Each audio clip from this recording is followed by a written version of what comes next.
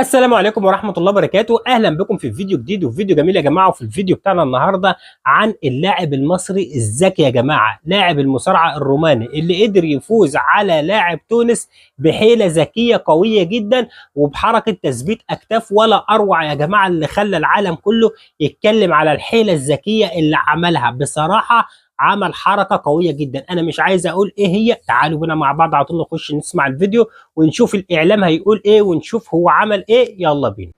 لقطة واحدة قلبت نهائي بطولة افريقيا للمصارعة رأسا على عقب. المصري عبد الله حسوني خطف الأضواء بحركة خنق محكمة في المصارعة الرومانية، حولت النزال من لحظة شك إلى انتصار حاسم. المشهد كان مربك، الخصم ظن أنه حسوني استسلم، لكن الحقيقة كانت عكس ذلك تماما. خلال ثواني انقلبت المعادلة كاملة، هجمة مرتدة، رمية خرافية أذهلت الجمهور كله داخل الصالة والملايين المتابعين عبر المنصات. لا يعلن الحكم فوز حسوني وسط دهشة الجماهير. المدرجات انفجرت بالتصفيق واللقطة تحولت إلى حديث البطولة. وبعد الفوز علق حسوني بكل ثقة: ظن أنني استسلمت لكنه استيقظ ليجد الجميع يهنئونني. انتصار لم يكن بالقوة فقط بل بالخداع الذكي في لحظة حاسمة في رياضة تعتمد على سرعة البديهة.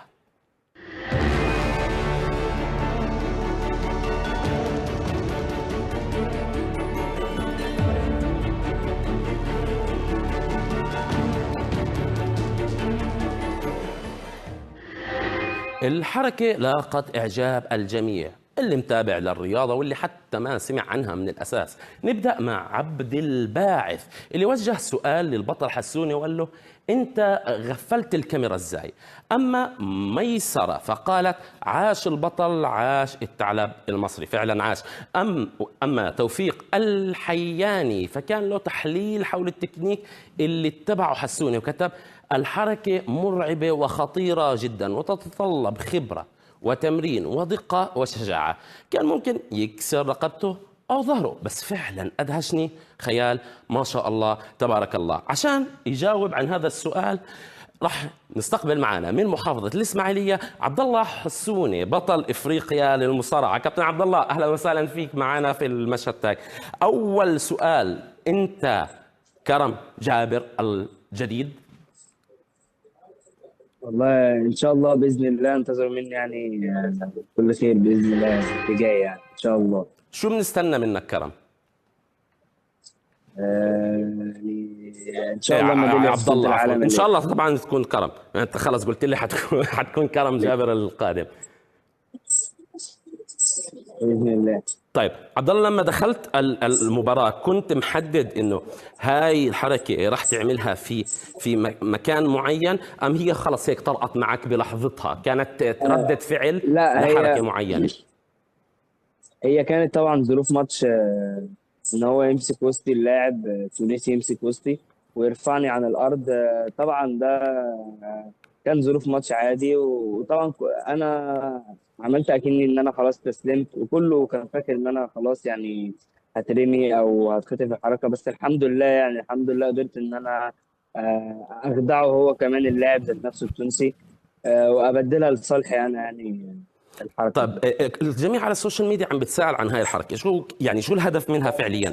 هل انك ترخي جسمك وتخلي ثقلك عليه، او انك تخدعه زي ما حكيت انك مستسلم، ولا التنين هو مع الفكره بعض؟ ان انا اخدعه علشان انا ما هو انا في نفس الوقت مش هينفع ان انا اسيب نفسي علشان هو برضو يعني انا سايب نفسي واخد بالي يعني انا اخد امم بالي عشان برضو ما تتخطفش او يحصل فيها حركه، يعني انا سايب نفسي واخد بالي برضو ان انا ما اتخطفش او حاجه زي كده، بس انا اخد يعني ان انا سبت نفسي ساعتها علشان بترتب لحركه تانية اللي هي الحركه اللي انا خدتها طب هذا عبد وفزت الله بيها يعني. بخليني برضو اسالك، السوشيال ميديا عم تتساءل: طب يا عبد الله هاي الحركه خطره؟ يعني ممكن مثلا انت لما قلبته لا سمح الله صار معك شيء او صار معك، ولا هي حركه انت اوريدي متدرب عليها قبل هيك وعارف كيف تتعامل معاها من الاساس؟ عبد الله راح طبعا صوتك. انا متمرن نعم خلص عليها تمام. من زمان، مه. متمرن عليها انا بتمرن عليها طبعا من زمان، ان على الكونتر اتاك، الحركه، ان لما حد يمسك وسطي، او عموما اي حركه، يعني لما حد يمسكني حاجه، ان انا اخطف الحركه البديله ليها على طول، لانها هي عايزه سرعه، يعني سرعه رد فعل، وسرعه بديهة. خطف سريعه، علشان بالظبط كده. طب كم صار لك عم تتدرب عبد بس الله، وكم وقدرت صار الحمد لك لله عم يعني ان انا ما شاء الله عبد الله. طب كم صار لك عم تتدرب مصارعة رومانية، وهل هي الرياضة القتالية الوحيدة اللي بتمارسها؟ انا بمارس معاها جيم تمام. عموما يعني. انا بادئ مصارعه من وانا عندي 5 سنين، وانا دلوقتي عندي 16 سنه. ما شاء الله. هل بتفكر تستمر في بممارسة رياضة المصارعة، ولا بترفقها ممكن مثلا مع رياضات قتالية أخرى، وتتبلش تفكر في الام ام اي، الميكس مارشال ارتس، الفنون المختلطة قتالية؟ لا لا، انا ان شاء الله يعني باذن الله ناوي ان انا يعني انا ان شاء الله ناوي ان انا ما بطلش مصارعه، لانها رياضه كويسه جدا، ومن احسن الرياضات الفرديه اللي ممكن تلعبها، وباذن الله باذن الله ابقى بطل فيها عالم، واقدر ارفع علم مصر في وسط كل البلاد طيب شو بتعني لك هاي باذن الله. اللقطة اللي حصدت أكثر من 11 مليون مشاهدة؟ الناس على السوشيال ميديا شافتها، حتى اتحاد المصارعة العالمي نزلها على صفحته على فيسبوك.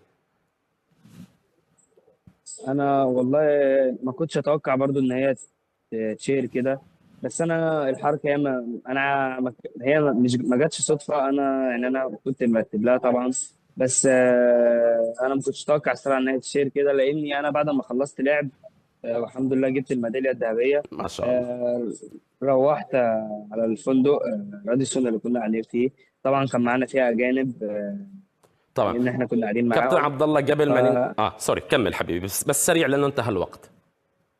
تمام، فكلهم يعني قالوا لي ان هي حركه كويسه، ويعني وشجعوني يعني.